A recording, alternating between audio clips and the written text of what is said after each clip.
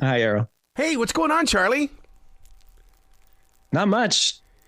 Talking about a book that's been up in my head for about a year, so I'm having a blast. I was wondering how long you've been holding on to it because now it belongs to us. It's our turn to sit down and learn something because, there haven't been any books about this. Yeah, yeah. I was shocked to find out that no one was working on a book about this, so it was really, really cool space to work in. Where did you get all the information? Because, you didn't just sit down and start Googling everything or hit Bing or whatever. Because you've really done your homework on this. Yeah, a lot of research and a lot of talking to people. Just going back, man, just looking at all the California media. It's all there. The story's all there, and it's just it's so funny. The signs are all there too. It's just so great to go back and look at it. I always knew of Kamala because Charlemagne the God was the one that kind of introduced me to her because he had her on their show, and so all of a sudden, when I found out that she was running for president, all of a sudden I'm going, oh my God, I know about this woman. Yeah, Charlemagne really did a lot to put her on the national scene. He even campaigned with her during, he did. He went down to Atlanta with her and had some conversations about, mental health. But wow, you see him now just really depressed about what she's turned into. And there was that infamous interview that he did with her when she was vice president, where she got mad at him, started jabbing her finger at him. How dare you act like a Republican? And it really sort of ended that relationship. And Charlemagne's certainly thinking twice before getting on board with another candidate. Dude, I'm one of those guys. In listening to her, I became a fan. And then on the other side of it, it's like, oh my God, we're like reliving Dan Quayle. Yeah, it's interesting that you compare her to Dan Quayle because when you have a young vice president, there's a lot of other politically ambitious people out there who are also trying to, sell themselves as a presidential candidate. So I was surprised, going into DC and talking to people, just how few Democrats even like her, and let alone root for her success. They're not pulling for Kamala. There's so many. Nobody really likes her. And I'm shocked. You think that, there'd be enough Democrats to be like, hey, she's great. Stop being a racist. Stop being a sexist, but actually, that's why so many people aren't talking, even though they hold these views. They don't want to be sexist and racist for criticizing their historic first vice president in as they go into 2024. Yeah. The book we're talking about is Amateur Hour. I knew something wasn't right when she couldn't get into the vice presidential house. And she waited and waited and waited. I kept going, that's not how you treat a vice president. Yeah, part of it was because she had some extensive remodeling to do. And so, but yeah, also it took longer than it should have. And even though they were making significant updates to the kitchen, she's got a real nice gas stove in there.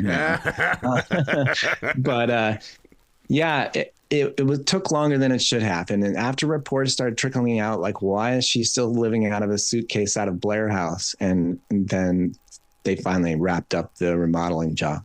Wow. Were you shocked when she said last week that, I'm afraid of Donald Trump becoming president? No, because she had said that in a couple of interviews before. They've really got her on a tight leash now, very rehearsed talking points. And that's what they're selling right now, fear. And if you hear everywhere she goes around the country, she has local media interviews, and that's what she's selling. Be afraid, be very afraid. The boogeyman Trump is coming back, and we got to run hard, and we got to run fast, and we got to win. Yeah, I was wondering how they're going to build up that campaign, because in reality, when it comes to the presidential races, it is exciting for this nation. But then you look at the other side going, oh, my God, what happens if? Yeah. What happens if Joe Biden can't make it to the election? Somebody brought it up to Trump just last week, and he said, I don't even think he can make it to election day. The party is in a lot of trouble if that happens, because Kamala Harris can't step in and compete with Trump. Right. Then you have a very messy problem where you have all different factions trying to pull from different candidates, people that they like, to replace Biden or replace Harris. But how do you do that without angering a significant portion of your base? The same base that you were trying to win over again in 2020 by picking her as the vice presidential candidate. So it'll be a real mess if he doesn't make it. What was the game plan here in introducing Kamala Harris to this? Is it because Barack Obama came out of nowhere and became a superstar, and then we thought, okay, well, it happened once, it can happen twice?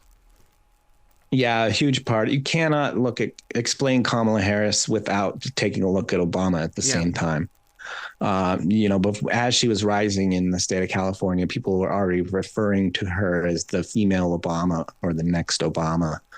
And that's the problem. So many, and especially among senators, you have so many senators that got into their position, got into the Senate, and they're like, oh, I'm a senator now. I can be the next president. Obama did it. I can do it. Mm-hmm. How many senators have just run flat into a wall trying to be the next Obama, when it's very clear when you get out there and start talking to voters that you're not the next Obama. You just don't have it, and voters aren't buying it. And it's very humiliating for someone to go out there and do it. And Kamala Harris did that in Iowa. She dropped out before the Iowa caucus, before voters even had a chance to deliver a verdict.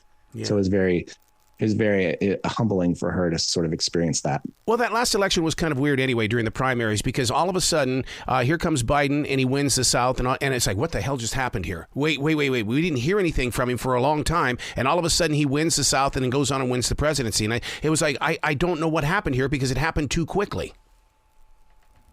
Yeah, you saw Pete Buttigieg win Iowa, right? He won the Iowa caucus. Mm-hmm. And you saw Bernie Sanders win in New Hampshire.